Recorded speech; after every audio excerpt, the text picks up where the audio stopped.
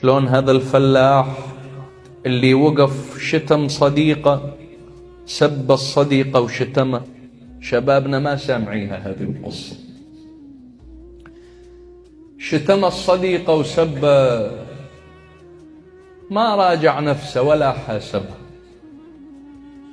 قام يشتم ابن الجيران، استحسن الشتيمة، شاف نفسه سبع وده يتجاوز على الناس والناس تغض النظر عنه، فعباله هاي سباعية، اتمادى بالطغيان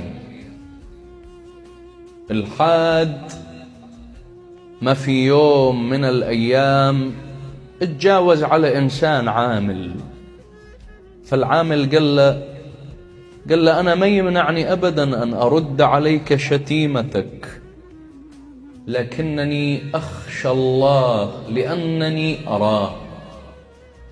هذه الكلمة أرعبته للفلاح، أرعب منها.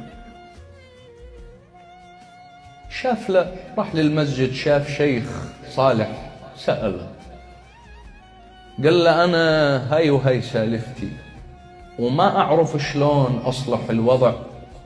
قال له بلي، أريد منك شغلة تسويها، إذا سويتها هذه هواية راح تحسن حالتك. قال له شنو؟ قال له أريدك تاخذ ريش مال طيور، توقف قدام بيت أي واحد أنت غلطت عليه تخلي ريشه. قال له بس والله يغفر لي سبحانه وتعالى؟ قال له سوي هالموضوع هذا. أخذ الريش، قام يخلي قدام بيت اللي يتذكرهم غلط عليهم، حكى عليهم، قام يخلي ريش. اسمعني ابني، دقائق ما طول عليك. قام يخلي الريشة قدام البيوت. اجى للشيخ قال له خليت الريش والحمد لله، ادعوا لي انه الله يغفر لي. قال له لا، هسه اريدك تروح تلم الريش ريشة ريشة من باب كل بيت انت خليت امامه.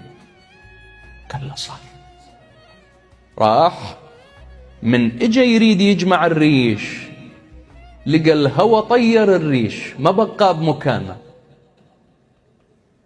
فلما اللي قدر عليه اجى للشيخ، اجى للصالح، قال له انا الهوى طير الريش ما لقيت بس ذني.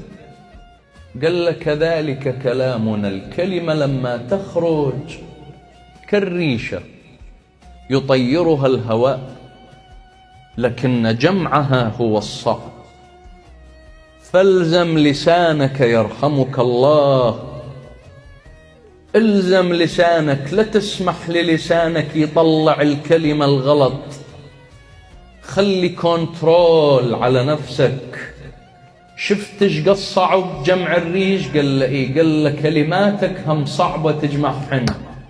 احسب كم قلب انت كسرت بحكيك، احسب كم انسان انت اذيته بكلامك، احسب كم محب كرهك من وراء لسانك، احسب كم انسان كان يودك من وراء حكاية طلعت منك تغيرت نظرته عليك، احسب كم انسان كان يحترمك من وراء كلمة طلعت منك انت ما ضبطتها، تركك وترك احترامك.